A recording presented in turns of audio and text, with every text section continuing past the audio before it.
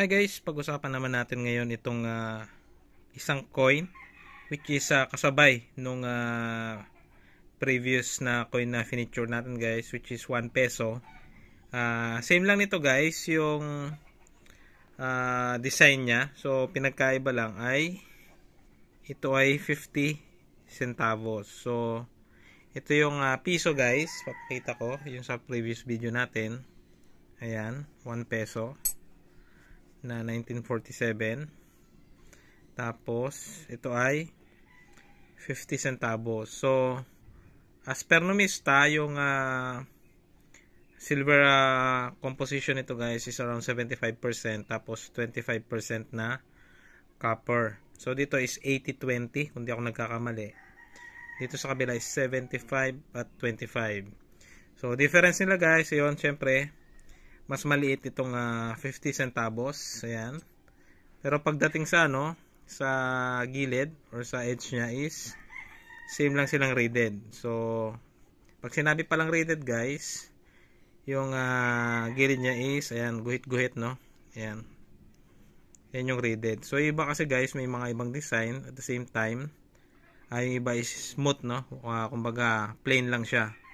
So yung details ito guys, at history syempre kung napanood nyo yung previous video regarding dito, same lang naman kasi sila guys no. Ang pinagkaiba lang yun nga yung silver content, tapos yung mintage guys pala nito is doble kumpara dito. So ito is 100,000 mintage lang or 100,000 pieces, ito ay 200,000 pieces. So sa presyo naman, itong 50 centavos as of now, nasa range siya ng around mga 900 to 1.3 no. Pero before, itong mga ganito ay maabot ng mga 1.5. Yung mga bumibili pa rin ng mga 1.5. So ngayon nasa around mga 900 to 1.3 yung presyo nito.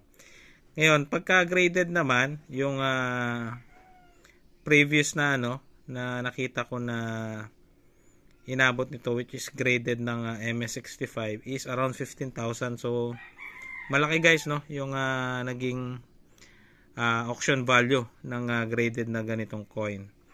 So itong dalawa is gusto ko sanang ipag-grade no, pero syempre hindi rin naman natin sigurado kung makakakuha ito ng mataas na grade kasi hindi naman tayo expert sa pagtingin no ng mga ibang details or mas specific na details ng mga coins. At the same time, di ko sure kung magkano aabutin ngayon yung fee ng mga ganitong coins, pero mostly mga 3,000 siguro no. So possible kung makakuha siya ng mataas na grade, pwede mo siyang ibenta ng mga around 7,000 siguro, or sa auction 8,000 pwede mong gawing basis. Pero syempre, hindi ka naman sure no kung may bibili sa ganong presyo. Kasi iano pa guys yung pagkabili mo sa coin, kung magkano mong nabiling coin. At the same time yung yung fee sa pagpapagrade. Anyway guys, maganda naman itong mga coins. Tapos kung may mga iba sa inyo na gusto magbenta nito, lalo na mga uncirculated, or kung meron din guys gustong bumili ng mga ganitong coins, pwede nyo akong i-PM sa aking Facebook. So yun lamang guys para sa video na ito. Muli, maraming salamat sa panonood.